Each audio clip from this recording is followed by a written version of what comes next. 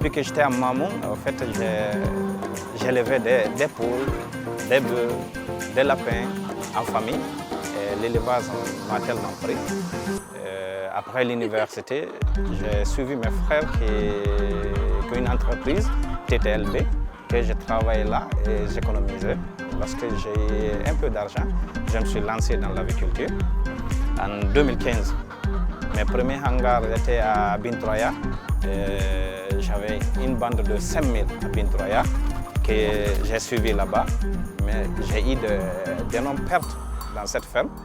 Mais je n'ai pas baissé les bras. J'ai pris toujours du courage et j'ai continué de travailler avec la société en tant qu'employé. Mais ça trouvait que j'ai déjà créé mon entreprise au Dalbas agricole. Et j'ai continué, je suis venu à Kindia ici pour acheter les domaines. J'ai acheté ici 6 hectares. Et en 2020, j'ai acheté encore 14 hectares là où j'ai planté des anacardes. Mais à cette année, j'ai été victime d'incendie de 14 hectares d'anacardes qui étaient à la floraison. Mais toujours, je n'ai pas baissé les bras et j'ai continué sur ce site, là où nous sommes actuellement. J'ai commencé avec une bande de 6 000. C'est l'hangar qui est là-bas. L'hangar qui est 10 mètres de largeur, 100 mètres de longueur, qui pouvait abriter 6 000. J'ai mis 6 000 là-bas, cette bande est finie et j'ai fait l'extension sur ce hangar qui peut prendre ici, il y a 9 000 ici. En tout, actuellement à la ferme, j'ai une capacité de 15 000 pondeuses ici. Et j'ai un deuxième site, là où on appelle Samaya. Là-bas, je suis en bail d'une ferme que j'ai 5 000 pondeuses aussi. En totalité, j'ai 20 000 pondeuses.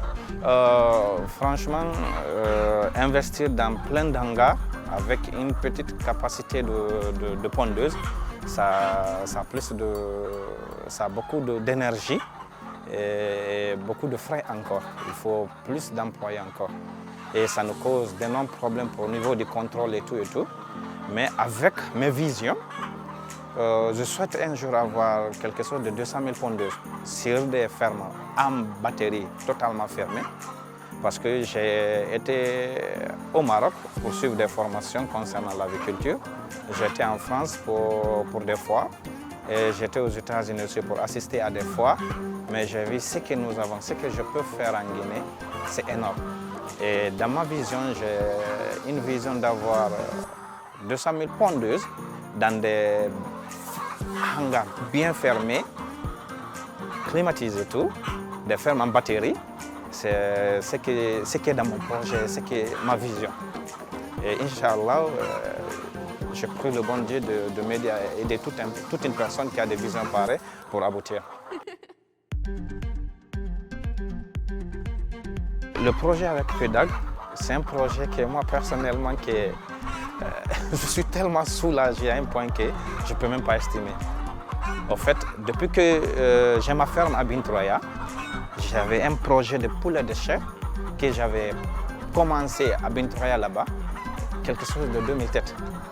Mais vu le marché, je n'ai pas pu m'en sortir et avec les frais qui sont dedans, je n'ai pas pu m'en sortir. Mais alhamdoulilah, avec l'avènement du PEDAG, j'ai bénéficié de quelque chose d'énorme pour mon projet de poulet de chair. Le projet est de l'autre côté parce que c'est dans le même site, mais il y a 1 kilomètre entre la ferme de poules pondeuses et celle des poulets de chair, le projet de poulet de chair. Sur ce projet, en fait, nous avons dans le projet en fait, les bâtiments qui peuvent abriter avec le PEDAG 26 000 têtes de poulets de chair. Un endroit, un dortoir, un magasin, en fait, la clôture, et en plus aussi le forage, tout. J'ai en vision réellement, avec mon projet que j'ai débuté, avoir la chaîne de valeur totale pour être autonome. C'est-à-dire, quand je dis la chaîne de valeur totale, avoir réellement l'usine de fabrique d'aliments, une usine d'abattage, c'est-à-dire la transformation, et une chambre froide, et là où je peux élever sur place, abattre sur place, et conditionner sur place, mettre dans des cartons, et d'occuper tout et tout, faire sortir sur le marché, même exporter dans la sous-région. La stratégie pour atteindre cet objectif, l'avènement du PEDAG, qui est là où j'ai bénéficié réellement d'un accompagnement. Nous sommes actuellement au niveau de la construction des hangars. Les hangars sont à 80% des travaux. Peut-être ici dans 1 ou 2 mois, si rien ne me bloque, je pourrais réellement abriter les poulets de chair dans ces hangars. Pour atteindre la vision que j'ai, le projet que j'ai depuis 2017, c'est l'avènement du PEDAG et la chance d'être sélectionné dedans avec le travail qui est sur le terrain qui va me donner réellement étape pour arriver à ce niveau. Actuellement avec le PEDAG, ce qui concerne l'usine d'abattage, la chambre froide et l'usine de fabrique d'aliments, ça ne fait pas partie dans le plan prévisionnel, mais avec eux, je crois bien, avec les travaux que je suis en train de faire, lorsque je vais commencer, je pense bien qu'ils viendront encore en aide pour atteindre réellement l'objectif que j'ai. Le message que je vais envoyer aux jeunes, au moment où j'étais étudiant, j'ai passé des formations. Lorsque j'étais à l'université, j'ai passé des petites formations concernant l'aviculture. Après l'université, j'ai travaillé dans une société, mais dans cette société, je travaillais du lundi au vendredi soir. Du vendredi soir, j'ai quitté Conakry pour descendre directement à Kindia ici, pour préparer le terrain. Je suis rentré à Conakry le dimanche soir. Je peux dire que j'ai fait plus de 3 ans que je n'ai pas pris de repos ou autre chose. Parce que je n'avais pas les moyens de financement, il n'y avait pas de bailleur de fonds qui m'avait accompagné auparavant. C'est la première fois, raison pour laquelle je suis soulagé jusqu'à un point. Et le conseil que je vais donner aux jeunes, réellement, il y a plein de nos amis qui décident de partir en Europe, aux États-Unis, de faire l'exode. Mais je vous assure, moi j'étais en Europe, j'étais aux États-Unis. C'est au moment que j'ai commencé l'aviculture que j'ai pu avoir la possibilité de voyager pour partir faire des formations et revenir. Ça, c'est au moment du ministre de l'Élevage, Tal, au temps de CNDD, oui, le ministre Tal, oui, de Sidia. C'est à son temps réellement que j'ai eu la possibilité, parce que lorsque j'étais à l'université, j'ai tenté pour le Campus France, pour l'Angleterre, pour partir étudier, mais ça n'a pas marché. Et ils ont eu confiance à la jeunesse pour nous laisser partir vivre ce qui est là-bas et revenir pour investir.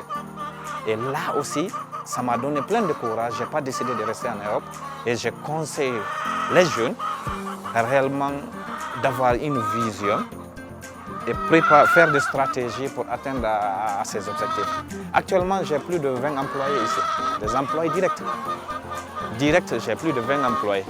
Indirect, je peux contracter ici jusqu'à 30 à 40 personnes. Parce que quand vous regardez par là, on cultive ici, on fait des cultures maraîchères en saison chaude, jusqu'au niveau de Marigoamba là-bas. C'est comme c'est la saison pluvieuse. Et là, les cultures sont planifiées de telle sorte que réellement chaque saison à faire. Alors avec le message que je vais revenir envers la Banque mondiale, avec le ministère, avec le PEDAG, le courage qu'ils ont eu et la confiance qu'ils ont eu réellement d'accompagner nous les jeunes, je leur demande toujours de continuer sur là-dessus. Parce que je n'ai pas été le seul bénéficiaire de ce projet. Il y a plein de personnes qui ont bénéficié de ce projet et réellement qui essaient de booster actuellement. Moi, personnellement, je parle de mon cas. Parce qu'à l'époque, j'avais même pas, le projet était sur papier, mais je n'avais pas la possibilité, rien même pour le démarrer.